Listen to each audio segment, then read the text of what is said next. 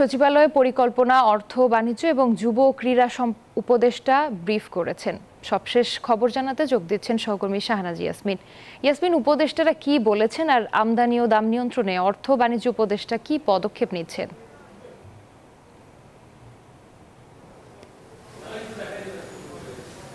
আপনাকে ধন্যবাদ জানাচ্ছি। আমরা জানি যে ৮ আগস্ট ১৭ সদস্য ডক্টর ইউনূসের নেতৃত্বে ১৭ সদস্যের উপদেষ্টা মণ্ডলীর সদস্য শপথ নেওয়ার পর গত ১৬ তারিখে আবার ৮ দিন পর আরও ৪ জন যুক্ত হলেন এই উপদেষ্টা পরিষদে। এবং একই সাথে আগের যে ১৭ জন ছিলেন তাদের কিছু বন্টন ও তাদের মন্ত্রণালয়ে পরিবর্তন হয়েছে, কিছু নতুন যুক্ত হয়েছে এবং ৪ জন নতুন করে দায়িত্ব পেয়েছে।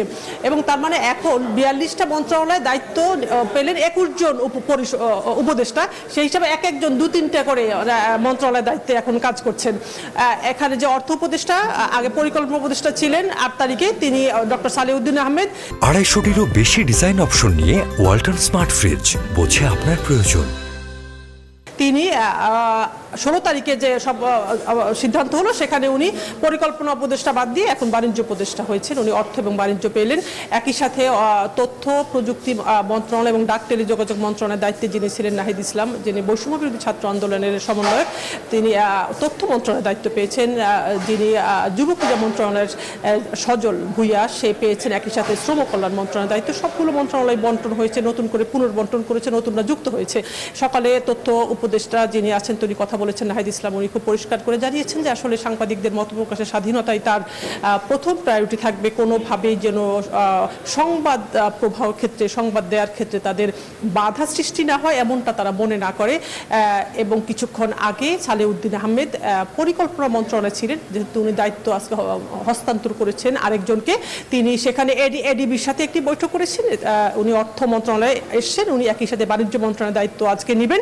তিনি কথা বললেন খুব পরিষ্কার করে প্রথম থেকেই যে আসলে তার অগ্রাধিকার হবে বাণিজ্য মন্ত্রণালয়ের বিষয়টি নিয়ে ব্যবসা বাণিজ্য সহজ করা এবং জিনিসপত্রের দাম কমানো।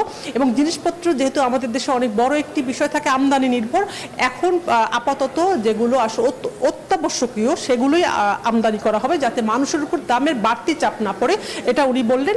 উনি এডিবির সাথে কথা বললেন যে এডিবি আসলে এই অন্তর্বর্তীকালীন সরকারকে অভ্যর্থনা জানিয়েছে, সাধুবাদ জানিয়েছে। তারা এডিবি যে প্রকল্পগুলো নিয়ে কাজ করছে এখন সেই কাজগুলো করবে। অন্তর্বর্তীকালীন সরকারের সাথেও তারা যে কোনো ধরনের কাজ করতে প্রস্তুত। ওয়ার্ল্ড ব্যাংকেও বাংলাদেশের সাথে কাজ করবে অন্তর্বর্তী সরকারের, তিনি সেটাও জানিয়েছেন। এবং উনি যেটা বলেন যে জিনিসপত্রের দাম কমানোর জন্য আসলে বাজার মনিটরিংটা আরো কঠোর করা হবে, সরবরাহ এবং উৎপাদনের পাশাপাশি। এটা যদি হয় তাহলে বললেন যে আমি একজন অর্থনীতিবিদ, আমি জানি কিভাবে আসলে এই কাজগুলো করতে হয়, আমার অভিজ্ঞতা আছে, আমার বিশ্বাস যে জিনিসপত্রের দাম শিগগিরই কমে আসবে, মানুষের ব্যবসা বাণিজ্য সহজ হবে। ইয়াসমিন, আপনাকে ধন্যবাদ।